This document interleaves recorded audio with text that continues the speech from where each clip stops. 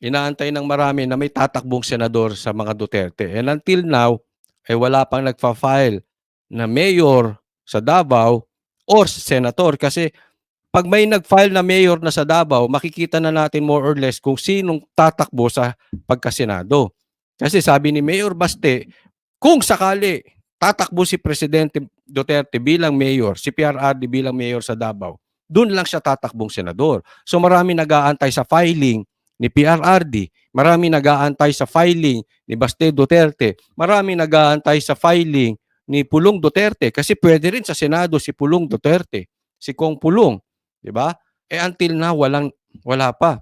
Wala pang paramdam patungkol sa kung saan tatakbo itong tatlong Duterte na ito. Na sinabi ni VP Sara na before ay may tatlong Duterteng tatakbo sa Senado. Si PRRD, si Baste at si Pulong. Pero until now wala pa. So abang-abang tayo. Mukhang hindi lang tayo nag-aabang. Hindi lang yung mga matitinong tao nag-aabang. Hindi lang yung mga galit sa adik ang nag-aabang. Pati yung mga addictus nag-aabang. Pati yung mga inodoro nag-aabang. Pati yung mga abusado sa Pilipino nag-aabang. Bakit? Kasi yan po ang trending ngayon, Duterte.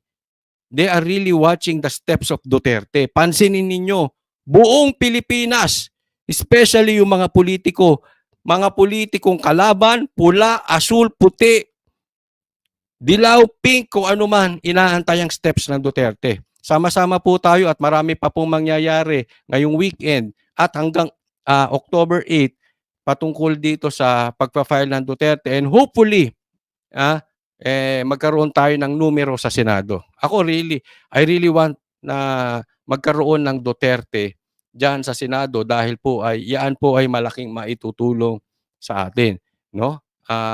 Kakaunti na nga ang PDP. Ako susuportahan ko si Bato, si Bongo, Philip Salvador, gano'n parang ayaw ko eh. Hindi pa, depende pa, tingnan natin kung ano maipapangako niya. At saka kaya kailangan pa po ng line-up, no? Ngayon, pag-usapan natin si Marcoleta. Ayan, ilagay po natin. Ako personally gusto ko 'yun bagamat may mga times na tahimik siya, nung kailangan natin ang kanyang imik. Pero siyempre kasi hindi lang lagi kang bakbak ng bakbak, eh, 'di ba? May timing din and ngayon ay, naninindigan po si Marcoleta, 'no? So, para sa akin, eh, ilagay po natin si Marcoleta. Pero eto po'y walang pilitan, kung ayaw niyo okey lang, 'di ba? So, 'yan po yung mga ako naman po yung magbibigay ng final lineup ko kung sino aking susuportahang Senado, papakita ko sa inyo. Pero walang pilitan, kung ayaw niyo, boto niyo po yung gusto ninyo. But as far as I'm concerned, malamang-lamang yung Team Bangag ay, baka wala akong iboto or kung meron man siguro isa, dalawa, hindi ko pa po alam, 'no. But sa ngayon, ayoko po nung Team Bangag. I'm just being honest. Again, walang pilitan, basta kung anong aking argumento at ano ang aking, opinyon, ipapakita ko sa inyo at kayong bahalang pumili. Alam niyo sa channel ni Coach Ollie dito po'y walang pilitan. Wala tayong personalan, dito ay issue based lang tayo. Let's do this professionally, okay?